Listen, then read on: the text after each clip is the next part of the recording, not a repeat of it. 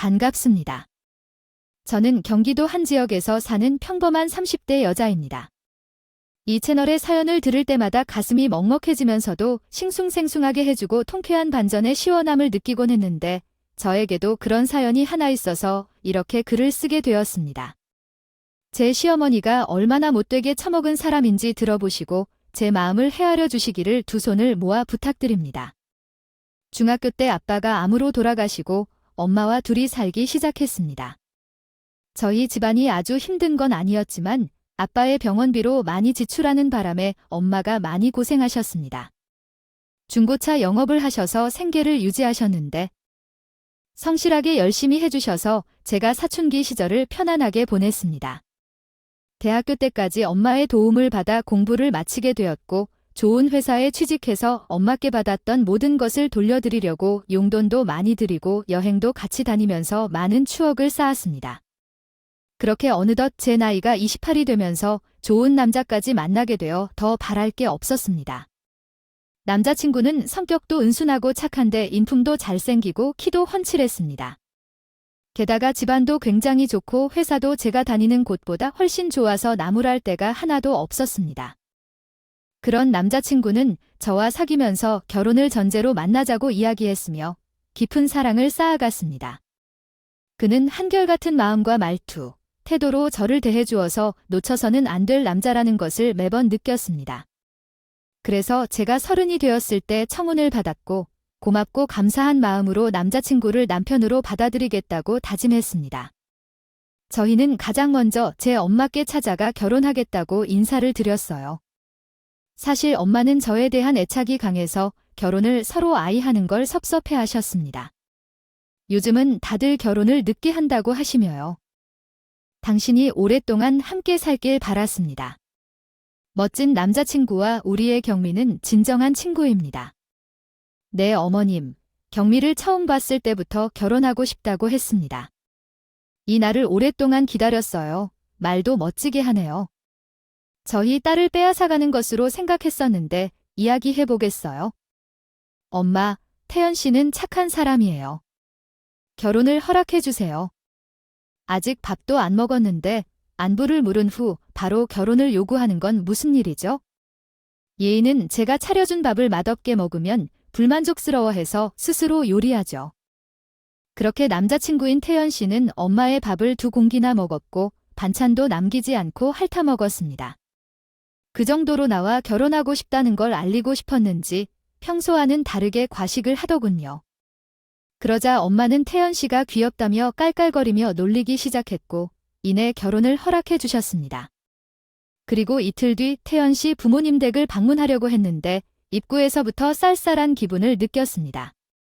긴장이 심해져서 잠시 약국에 들러 청심환을 챙겨 예비 시아버지 집으로 들어갔습니다.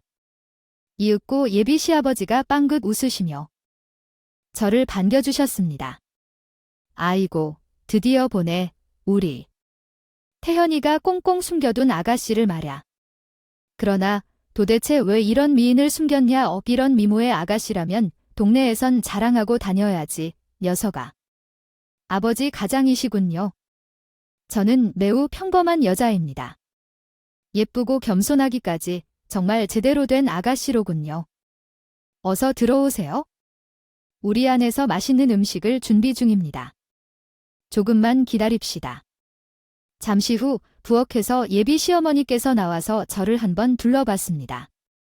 아, 자기가 경미 뭐 좋아요?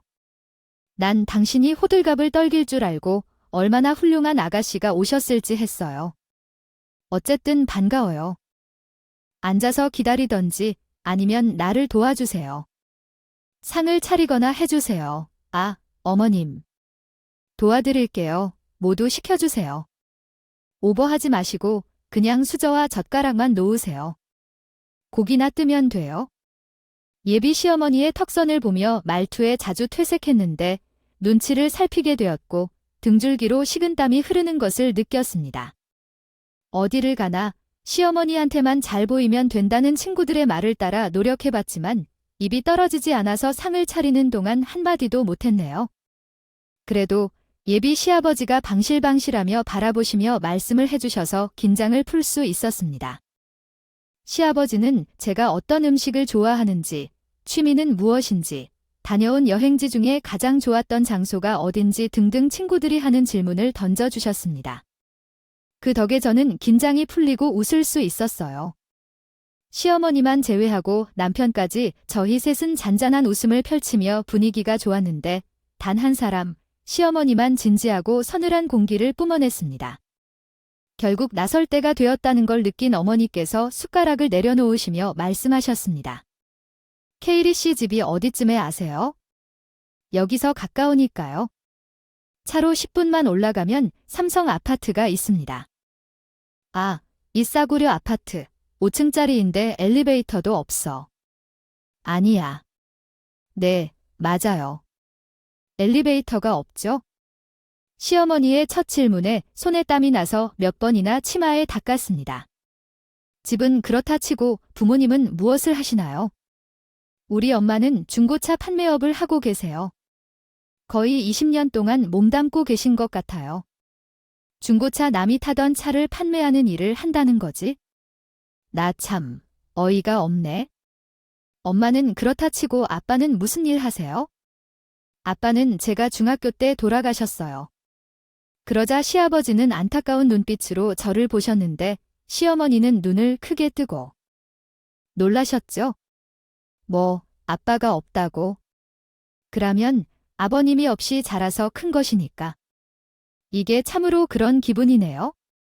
나는 부모 사랑을 잘 받고 자랐는데 건강하게 자라 나가야 한다는 것.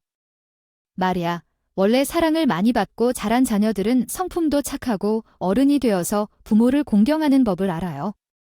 그런데 당신은 사춘기 때부터 엄마와 둘이서 살았으니 많이 반항적으로 자랐을 것 같군요. 시어머니의 말은 정말 기분이 상했습니다. 단어 선택부터 비아냥거리고 조롱하는 말투로 잘 훈계하셨는데 도대체 왜 이런 말들까지 들어야만 하는지 여기 앉아 이해가 안 되네요. 하지만 예비 남편과 결혼하고 싶습니다. 마음이 굴뚝 같았던 나는 시어머니의 말에 발끈하거나 기분 나쁜 기색을 억지로 감추고 대답했습니다. 아버지께서 일찍 돌아가셨지만 엄마께서는 나를 예지중지하게 키워주셨어요. 부족함 없이 자라서 알바도 한 번 해보지 않았답니다. 그리고 엄마와는 친구처럼 잘 지내서 한 번도 반항하거나 되는 적이 없어요. 어머님의 한부모 가정에서는 어른을 공경하지 않거나 성격이 나쁘지 않아요. 비록 나는 태연 씨에게 부족한 부분이 있지만 모자란 사람은 아니라고 생각합니다. 나는 당당하고 솔직하다 생각하고 대답했지만 시어머니는 나에게 예찬 당돌하네. 어른이 궁금해서 물어본 질문에 그런 식으로 대답을 해 벌써부터 이런 식으로 대답하는데 나중에는 얼마 동안 나를 무시하겠느냐. 아주 잡아먹힐 거다라며 수비를 잡아서 그래서 나는 할 말을 잃게 되었고 고개를 숙이며 반성하는 자세를 취했습니다. 그때 시아버지가 시어머니를 말려주시고 제 편을 들어주어 위기를 극복했었습니다. 여보, 그만해. 응, 당신이 경미 아가씨를 아버지 없이 자랐다고 무시하는 말을 했잖아. 나도 기분 나쁘겠어. 뭐, 지금 제가 잘했다는 거예요? 나 참, 누가 보면 악덕한 시어머니인 줄 알겠네. 밖에 나가봐. 며느리를 지적하고 잡아먹으려는 시어면넬들이 천지라고요. 나는 내 아들이 결혼하면 기본 예의만 지키더라도 아무것도 바라지 않는 사람이라고 하네요. 시어머니가 목소리를 높이자 시아버지는 즉시 입을 다물었고 남편은 한마디도 하지 못한 채 벙어리가 되었습니다. 이 집안의 실세인 시어머니가 화를 냈으니 충분히 그럴 수도 있다고 이해하며 가만히 앉아 있었습니다. 그리고 이어지는 질문은 우리의 학력과 직업이었는데 그것마저 마음에 들지 않아서 얼굴에 주름을 지으며 짜증을 내셨습니다. 태연아, 너희 아가씨랑 꼭 결혼해야겠니? 내가 어디가 부족해서 이런 여자랑 결혼해야 하는 거야? 이런 완벽한 아가씨와 결혼해야 하는 이유가 뭔데? 라며 우리 집안이 평범한 집안이면 이런 일이 생기는 거라고 말씀하셨습니다. 말을 하지 않는다. 내 아버지는 대기업 전무님이신데 많은 사람들에게 각광받는 훌륭한 인물이십니다. 그런데 이렇게 우리 집에 시집 오는 여자에 대해 사람들이 무슨 말을 할지 상상이 가지 않아. 거참, 여보, 이제 그만 좀 할래? 오늘 처음 인사한 손님들에게 계속해서 그 말을 할 것 같아. 내가 봐도 부족한 게 전혀 없는데 무엇이 이렇게 마음에 안 드는지 또 뭐야? 또 전무인 나와 며느리가 평범한 사람과는 무슨 상관 있지? 시아버지가 작은 목소리로 말을 시작하자 시어머니는 화를 참지 못하고 식탁을 떠나 안방으로 들어가셨습니다. 결국 저는 눈물이 터져나오고 말았어요. 서러움과 슬픔, 결혼에 대한 거부감까지 섞인 눈물이었죠. 남편은 어떻게 해야 할지 몰라 하며 미안하다는 말을 수없이 반복하며 저를 달래주었고, 시아버지도 곁에서 진심으로 미안하다고 사과하셨고, 시어머니는 원래 까칠한 사람이라 이해해달라고 부탁하셨습니다. 그리고 나중에 다시 초대할 테니까 오늘은 그만 돌아가라고 말씀하셨네요. 예비 시댁을 나와 태영 씨와 결혼하지 말아야겠다고 다짐했습니다. 어떻게 되든 허락을 받았다 해도 시어머니와 충돌할 일을 고려해서 시작하지 않는 게 낫겠다고 판단했습니다. 그래서 집으로 돌아와서 문자로 이별을 통보하고 마음을 정리하기 시작했습니다. 4일 동안은 거의 초주검이 되어 제 정신이 아닐 만큼 힘들었답니다. 태연 씨를 너무나도 많이 사랑해서 있는 것이 쉽지 않았다는 걸 깨달았어요. 그리고 태연 씨 역시 저만큼이 아니라 저보다 더 힘든 시간을 보내고 있어요. 회사에도 나가지 못하고 끙끙 앓고 있다고 전했습니다.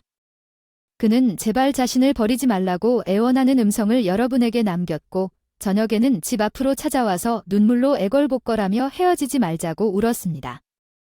시어머니는 어떻게든 마음을 돌리고 결혼 후에는 자주 만나지 않도록 해주겠다며요. 신약 협정을 하면서 말이에요. 저와 태연 씨는 서로가 헤어질 수 없음을 알고 있어서 결혼의 장벽을 부딪혀 보기로 했어요. 그렇게 얼마 뒤 태연 씨의 노력 덕분에 시어머니가 저를 며느리로 받아들이겠다고 결심해 주셔서 상견례를 치르게 되었어요. 친정엄마는 결혼 반대한 사실을 알고 계셔서 탐탁치 않게 생각했지만 제가 태연 씨를 얼마나 사랑하는지 알아주시고 모든 걸 이해해 주셨어요. 이윽고 고급 한식당에 모인 5사람은 인사를 나누고 식사를 시작했어요.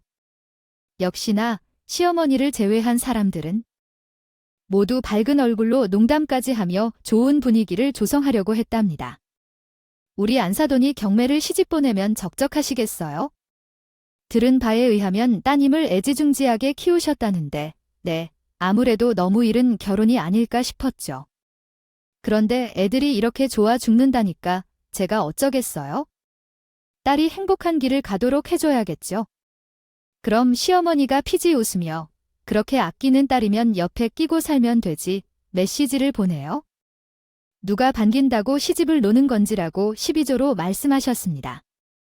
순간 엄마의 표정이 일그러지는 것을 보고 마음이 불편했죠.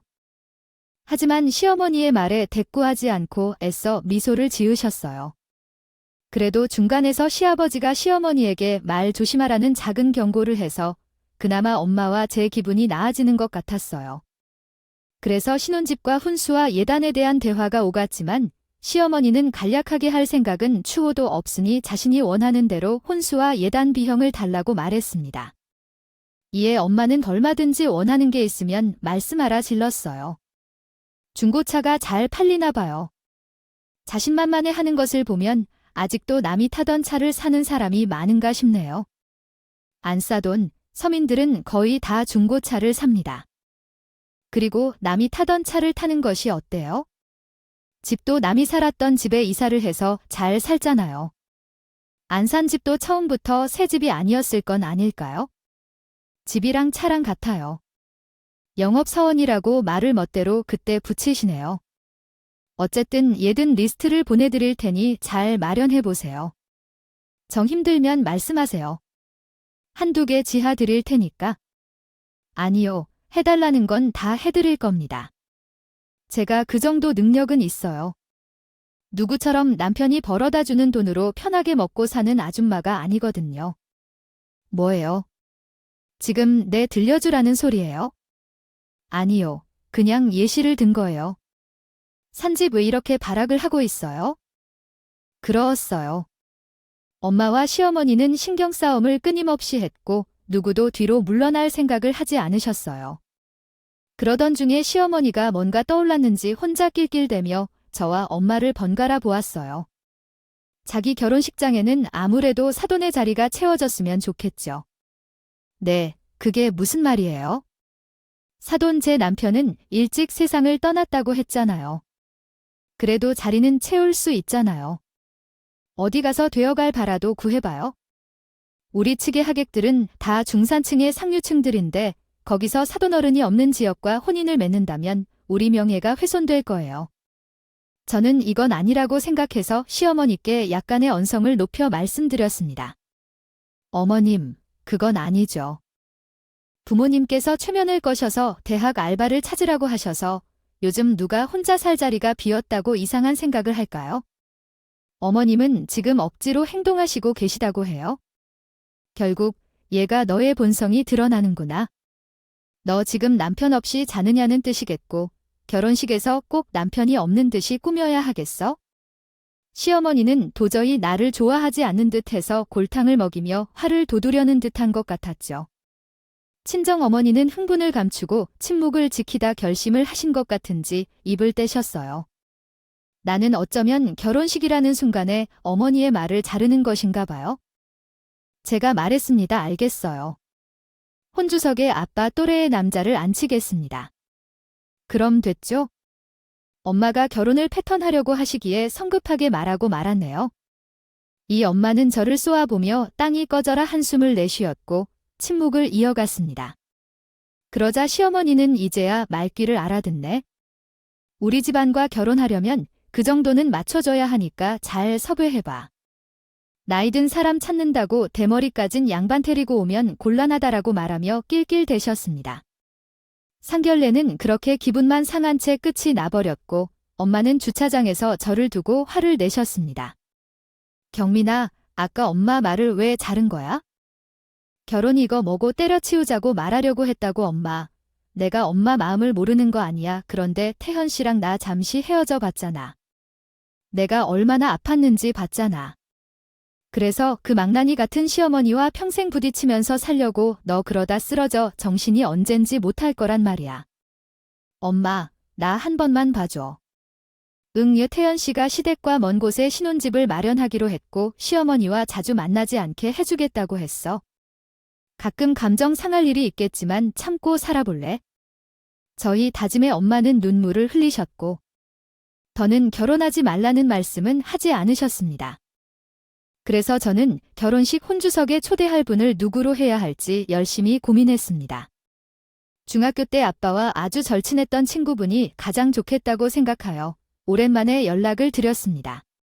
반가운 안부를 나누고 결혼 소식을 전하며 찾아뵙겠다고 했습니다. 이튿날 아빠 친구를 카페에서 만나서 제 상황을 전했습니다. 혼주석에 앉아주시고 신부에 입장할 때 제 손을 잡아주시면 안 되겠느냐고 부탁드렸어요. 그러자 아저씨는 허위하지, 뭐 나야 영광이지. 내 친구 봉석이 딸을 손을 잡고 신부의 입장을 하다니 하늘에 있는 봉석이가 아주 흐뭇할 거야. 경미야, 아무런 걱정하지 말아내. 시어머니가 어떤 계략을 펼칠지라도 내가 알아서 대처를 잘하고 결혼식에서 내가 주인공이 되도록 최선을 다해야 하지만 흔쾌히 제 부탁을 들어주시기로 하셨답니다. 그래서 미리 엄마와 셋이 만나서 식사를 하게 되었고 결례 부탁을 들어 죄송하다는 말씀을 연신하셨습니다. 하지만 아저씨는 두 손으로 손을 톡톡 쳐가며 아빠를 위한 일이고 저를 위한 일인데 마땅한 이유가 하나도 없으니까 기쁜 마음으로 결혼식에 참석하겠다고 해주었습니다. 아빠에게 이렇게 훌륭한 친구가 있어 너무 감사했고 다행이라는 마음에 다가오는 결혼식을 준비할 수 있었어요. 그렇게 걱정도 많고 기대도 많은 결혼식 날이 밝았고 저와 엄마는 미용실에 들러 헤어와 메이크업을 받았어요. 그리고 예식장으로 가서 예비 남편과 시댁 부모님을 만나게 되었어요. 아이고, 이렇게 화장을 두꺼운 층으로 바르니 누군지 못 알아보겠어요. 두 사람은 아주 철저히 준비한 모습입니다. 추레학이 오는 것보다는 낫지 않을까 싶네요. 그나저나, 경미야, 너 혼인신고서 채울 대학원 구한 건가? 설마 못 구했으면 봐달라는 말을 하진 않겠지? 걱정 마세요. 어머님, 아주 훌륭하신 분으로 초대했어요. 시댁 부모님의 체면이 구겨질 일은 없을 겁니다. 그 정도 비싼 대학을 구한 거니까 돈을 좀 썼겠네요. 그런데 왜 아직 안 보이나요? 펑크 내는 거 아닌지 몰라. 시어머니는 결혼식 아침부터 수비를 걸어 우리 모녀의 기분을 불쾌하게 만들고 자리를 떠나셨어요. 그래서 저는 신부들 대기실로 들어갔고 엄마는 한복을 갈아입고 하객들을 맞을 준비를 하셨어요. 그런데 그때 아빠 친구의 모습이 드러났는데 정말 멋지게 차려입고 오셨습니다. 아저씨는 가장 먼저 신부 대기실에 있는 저에게 와주셔서 결혼 축하의 말씀을 전하셨고 오늘은 아무런 일도 없을 테니 걱정 말고요.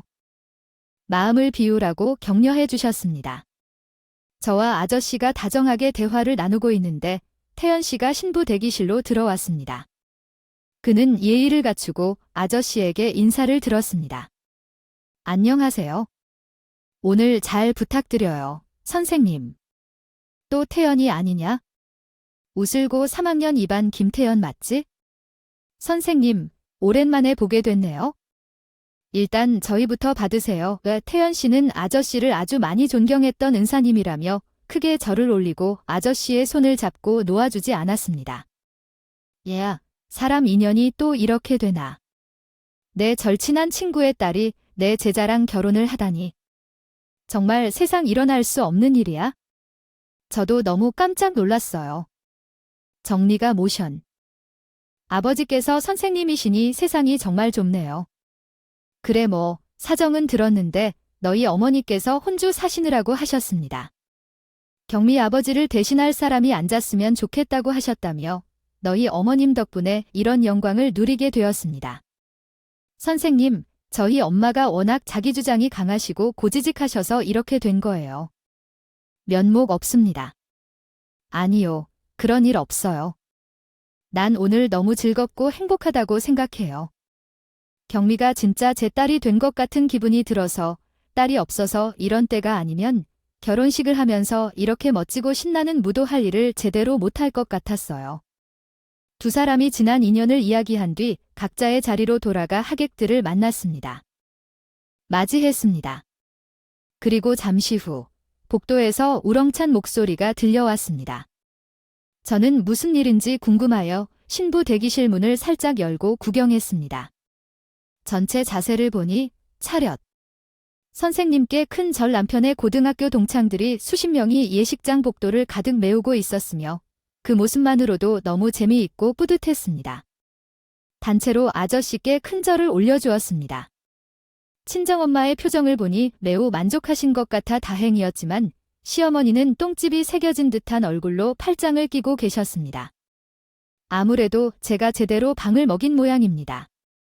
입꼬리가 절로 실룩거렸다. 결혼식이 시작하기 전에 하객들이 자리를 채웠고 결혼식이 시작하기 직전에 신부 대기실에서 몇 번의 연습을 마친 후 나와 아저씨는 입구 앞에 섰다. 사회자의 신부 입장 소리와 함께 아름다운 피아노 연주가 시작되었고 천장에 매달린 조명이 화려하게 반짝였다. 우리가 걸을 때마다 조명이 움직였다. 하객들의 박수와 함성이 울리고 여기저기서 예쁘고 아름답다는 말들이 내 귀에 들렸다. 행복한 순간이었고 신랑 측 하객들 중 절반 이상이 아저씨의 제자들이었기 때문에 한 호성을 크게 하여 축하해 주었다.